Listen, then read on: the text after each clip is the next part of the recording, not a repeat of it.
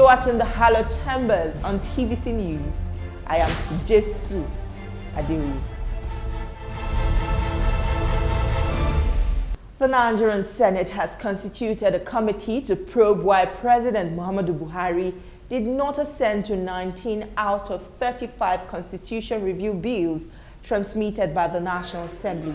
The President of the Senate, Ahmed Lawan, said this in his opening remark at the resumption of plenary after the general election. The President of the Senate commended President Buhari for assenting to 16 bills, but he promised to engage the presidency on why the remaining 9 bills were denied presidential assent. For the 19 bills that Mr. President did not sign, did not assent to, I believe that there is need for us to do further engagement between the National Assembly and the executive arm of government. We will constitute, I think we already have our Constitution Review Committee, to engage the executive arm of government. I don't know whether it will be the Office of the Attorney General or the executive maybe constitute a small committee. Let's go through the items, those bills that have not been assented to. What are the issues? Are those issues that we can deal with immediately? Because we are putting a lot of resources, a lot of time to produce those bills. And I believe that maybe there are a few explanations that could be made and then they will be okay. And we will do that almost immediately because time is of essence. We shouldn't think that the time is too tight. I think even if it is one day that we have left, we should do our best. Where the issues are too much to handle, I think the next assembly, the 10th National Assembly, should be able to attend to such issues. The House of Representatives has stepped down a bill seeking to decriminalize the use of cannabis in the country. Lawmakers also tasked the Central Bank of Nigeria to immediately direct commercial banks to overhaul their online and electronic banking services to online transactions. My colleague, Joke Adisa, brings us the report. A motion of urgent public importance on the absence of some critical infrastructure at the Nnamdi Azikiwe International Airport opened Thursday's legislative business. The dysfunctionality of the escalators and lift operate as a major setback to free movement of air travelers and causes serious inconveniences. 3 bills on the use and legalization of cannabis, consolidated into one, took the better time of legislative hours. House spokesman Benjamin Kalu leads the debate on the bill, aiming to decriminalize the use of cannabis for medicinal purposes. It also seeks to empower the NDLEA to issue licenses and regulate the use of the banned substance. This is the summary of this bill to amend the existing act to enable NDLEA have the sole power of approving or withdrawing licenses for cannabis meant for medicinal purposes. But the opposition that grates the bill stifles it. A research has not been conducted authoritatively in this country to satisfy that cannabis can cure cancer. No research in Nigeria has authenticated that. This bill is inherently contradictory. It speaks from both sides of the mouth. At the end of the day, which aspect of the bill are we passing? You need to go around here, town, we say, just behind SAS division. If you are around that, if they are in the evening, the people you see them there, all they are going there is to buy drugs. After several contributions, the bill was stepped down to allow for further consultations. The House is worried by the many troubles being faced by the citizens over CBN's latest cashless policy. It calls on the Apex Bank to prevail on money deposit banks to overhaul their online banking services for efficiency. Use of online or internet banking services by Nigerians in the past 3 months or thereabout has been characterized by varying degrees of hitches ranging from unsuccessful electronic bank transfers, point of sale, POS, service failure, and a host of others. The House of Representatives wants the Independent National Electoral Commission to review the just concluded general election and come up with further amendments to the Electoral Act to enhance the credibility of the process. I wish to thank the chairman of the Independent National Electoral Commission and all the staff of the commission for their hard work and commitment to ensuring free and fair elections across the country. I wish to also express my gratitude to the men and women of the security agencies who ensured the worst predictions of crisis and conflict did not come to pass. Any objective assessment of these elections will show marked improvements from prior outings. This is not to suggest perfection, but to acknowledge evident progress in our collective efforts to ensure elections we can all be proud of. Amendments to our nation's electoral laws by the legislature, pronouncements by the judiciary, and operational reforms by the Electoral Commission have significantly improved elections in Nigeria since 1999. The amendments to the Electoral Act by the 9th National Assembly have been particularly instrumental in improving the elections process through the use of technology tools to facilitate voter accreditation and transmission of results. With each new election season, we become more aware of areas requiring changes to ensure a better outing next time. As the race for the Senate presidency gains momentum in the National Assembly, Senator Orji Kalu, representing Abia North, says he is most qualified to occupy the exalted position of the third citizen in Nigeria. He appealed to the All Progressives Congress to zone the Senate presidency to the southeast. The senator, however, acknowledged that no democracy is perfect, but emphasized the need to amend the 1999 Constitution to make room for electronic voting. The question is whether will I run? Yes, I'm ready to run for Senate President if the party zone it to my zone, because the party is supreme. Whether they want to zone it, they should zone it to my village, so nobody will contest it against me. I don't even want them to zone it to the south. The party should zone it to Ibere in my ward. So, because I'm the only senator from there, you can manufacture another senator from another local government or from another place in Abia. So, I would like the party to zone it to me with my name. If they can do that, it will be very good, because President Tinubu needs people of high character to turn around this economy, to make sure that we work for the masses and make laws that will enable him to turn around the economy. But I can be honest with you, if we practice true democracy, I should not be in contest with anybody in this position.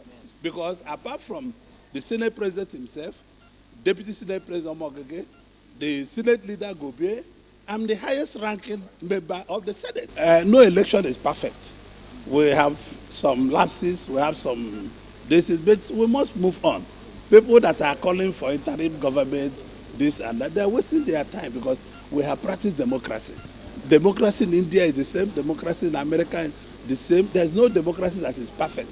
INEC have done the job they can do. It's left for us as lawmakers to tighten the nose. Wherever there's mistake, we go back to amendments. I want you journalists to promote where there were lapses in the election, so we can be able to do it. I mean, we cannot, because there is problem here and there, we say our democracy should be in jeopardy. No, it's not true. So, President Tinubu, I want to assure you, we stand firm in giving good governance. One, he will also stand firm with this 10th Assembly to amend the Constitution. He will have the courage to amend the Constitution. What I would like to see with my colleagues is for us to go for electronic voting, so that where people like in India, it might not be automatic by electricity, it might be manual. You just punch the button, so nobody is doing anything with paperwork or this and that. That will be a thing of history. We would like to insert it in the electoral law that people can vote by just punching any political party you need, but it might be manual, it might not be electronically done. So, for me, no election is perfect. Even my late friend and brother, President Umaru Yar'Adua, he confessed that the election that brought him was not perfect. And I'm sure President Tinubu is talking about fairness, fairness, fairness, fairness. I'm sure President Tinubu in conjunction with us, will be able to address this matter, because we will address it squarely, because this country is our country. And we have no other country to go to than this. We must do everything within human rights to make sure that we address the issue of economy, we address the issue of electoral processes, we address the issue of police, we address the issue of army. We have to address this. Either we fund them well, or we know what to do to move this things forward. Another contender for the office of the Senate President is Senator Barau Jibrin, representing Kano North Senatorial District in the National Assembly. Senator Jibrin also feels he is the most qualified to become the next Senate President. He says he is the only one with the best legislative experience and requirements for the job. Congratulations, distinguished in your re-election. Thank you very much. Set the tone. How do you feel about coming back to the Senate, being re-elected? Well, it's wonderful. I'm very, very happy, particularly for the fact that our presidential candidate, Senator Bola Ahmed Tinubu, was able to win the election despite the difficulties we faced.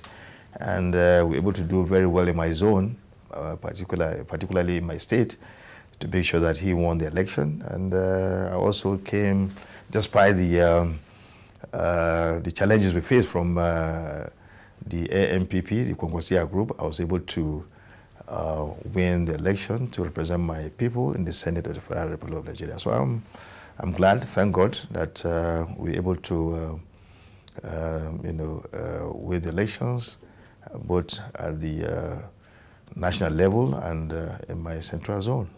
Okay, we hear you are already seeking to, ascend to the seat of the Senate President in the 10th Assembly. Tell us more about that, and how do you hope to achieve that? Yes, that is correct. I made my intention known to everyone yesterday, and the reason is because I feel I've garnered enough experience. I'm a ranking senator. This is my by June, I'll it will be my fourth term to be in the National Assembly, making me the highest ranking among those who are aspiring to lead the Senate in the 10th National Assembly. So I feel I've gotten the requisite experience, I've gotten the necessary background, the expertise in terms of legislation to lead the 10th Senate. So I'm ready, I'm good to go. But aren't you concerned about the zoning? Because already the presidency already has the Muslim ticket, which has raised a lot of dust.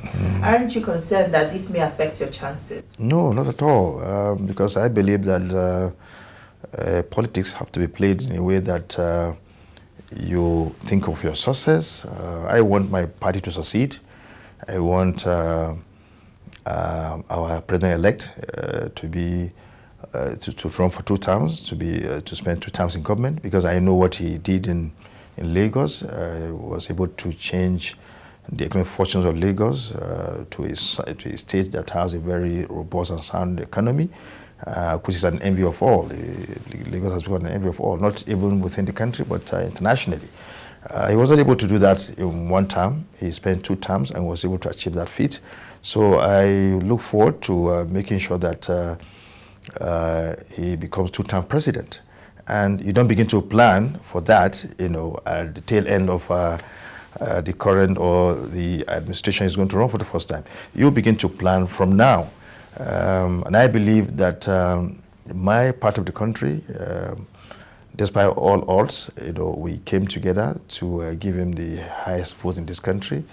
And my plan is to galvanize that base to make sure that he doubles that the votes he got in the 2027 election, God willing. And my aspiration to become the Senate President is part of that plan. Is part of that plan, because we gave him the highest votes.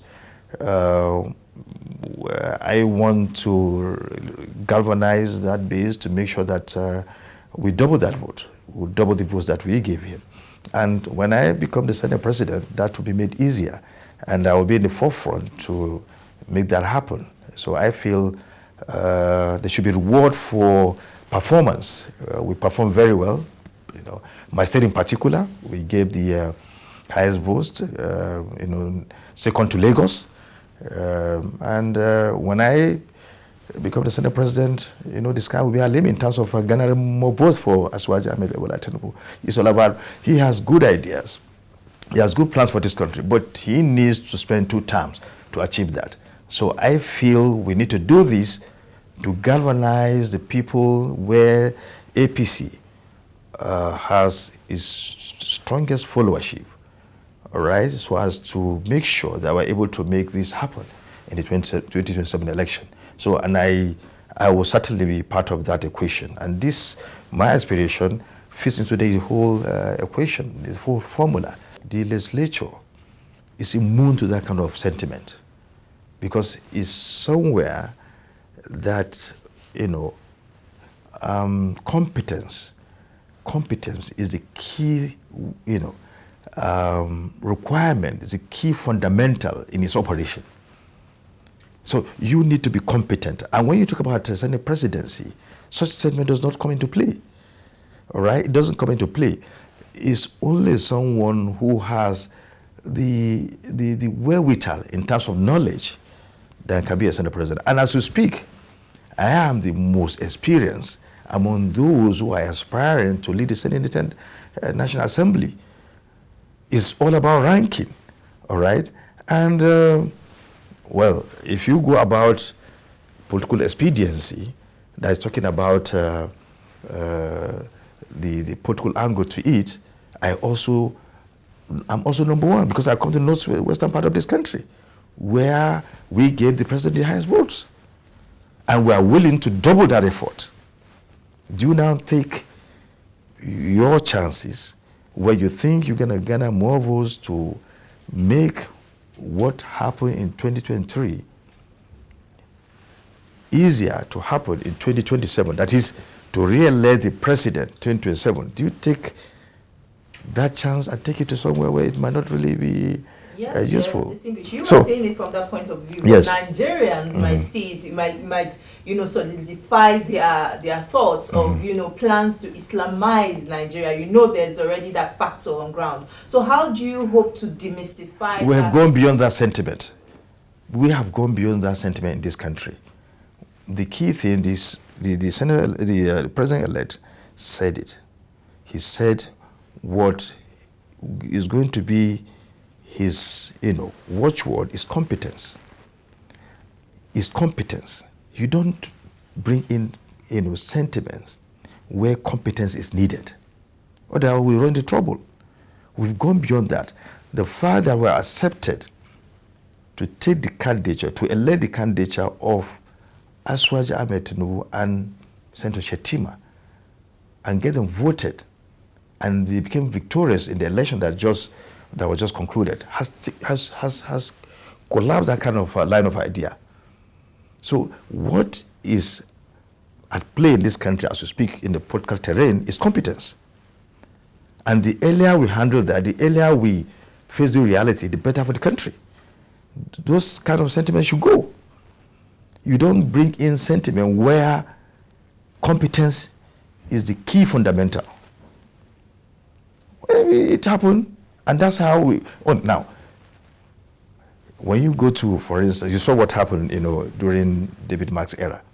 He was a Christian, the Senate president, because he was the highest-ranking senator at that time, and then you had Ekweremadu, someone very, very vast in terms of, when you talk about legislature, is one of the gurus in the era of legislation. Was the deputy Senate president. And then you have Patricia Ete. My colleague, when I was in the House of Reps, she was one of the founding members of the House of Representatives in the Fourth Republic.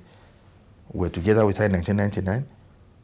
Most qualified at that time. She became the speaker. Nobody said why, because we were the most qualified at that time. So that is legislation for you.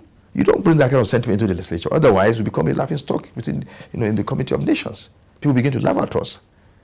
So we need to be serious with our democracy. As long as we want our democracy to be strong, then we know we have to go by the rules. And beside our rules, even clearly stated that nomination shall be done in accordance with ranking. So ranking is very, very important. Very, very important in the area of legislation, in the legislature as a whole. So you can compensate, or you can do whatever, you can bring that political expediency, bring any other factor to play to assuage such feelings. How about the zoning? Because I believe zoning... Well, we are, okay, now, when you look at these, the strongest, the stronger base of APC, where you have, the largest followership and then you win election at ease, you look at Southwest, you look at Northwest, you look at Northeast, and then North Central. The Northwest has the Senate, has the presidency. Northeast, the vice presidency. The vice president comes from there. North Central, you have the chairman of the party. What do you think should go to the Northwest? Of course, the president of the Senate. Being where you have the largest chunk of the votes that brought, that gave Aswajo victory. And we want to double that in 2027. That's what we are planning. We don't plan when we are close to the time. We are planning now. We started planning to give him more votes. All right? So I am the most qualified. Where do I go and tell my people if I don't aspire to become the Senate President of the Federal Republic of Nigeria? What do I tell them if I want them to vote for Aswajo Ahmed Bola Tinubu in 2027? We have one of us, we have someone from Northwest who is the most qualified. And these are people that are ready to give him more votes. So what else do you need? We wanted to be two-term president in this country. And this is the pathway to have that done. You realize that you require the support of your colleagues, yes, especially in the 10th National Assembly, sure, and not just the president-elect as we have it now. Sure, so sure. What level of outreach are you already making, oh, especially the fact that we're going to have new faces yes, in the 10th Assembly? Yes, so have yes, you started reaching out? I've gone very far, very far, very far. I'm in touch with my colleagues. You can remember I hosted them for a luncheon after we were given our certificates of return, and we'll be meeting. I've been meeting even before we won the elections. We had a forum, the APC Central Candidates Forum, and I was the chairman. So we've been interfacing, we've been associating with one another, and we've been giving ourselves support. And I was in forefront of that because it was a collective kind of effort. But I was the chairman. You know what that means. So we've been working. We are friends, and they understand the fact that I will give them the needed leadership in terms of making the 10th Senate most successful. Certainly, I'm with them, and I'm having their support.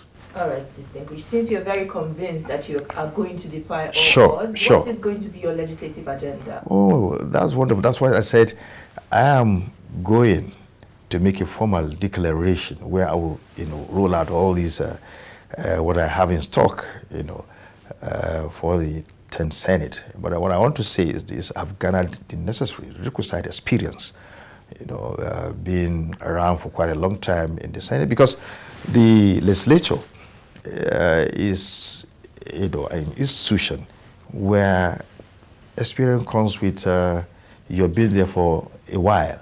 It's not somewhere you just come in like as a government, you come in and everything is just there for you. You need to work to get the necessary experience through your activities. It's not somewhere you just get something put on the table for you. You have to be taught, you have to learn. It's just like a school, all right? So, and I've been able to do that. I'm well equipped. I've gathered the necessary experience, and I'm just waiting. I'm good to go, by the grace of God. That is all we have for you on the program this week. Do join us again next week. as we bring you the views of other contenders for the position of Senate President and Speaker. Thank you for watching. I am Tijesu Adewi. See you next time.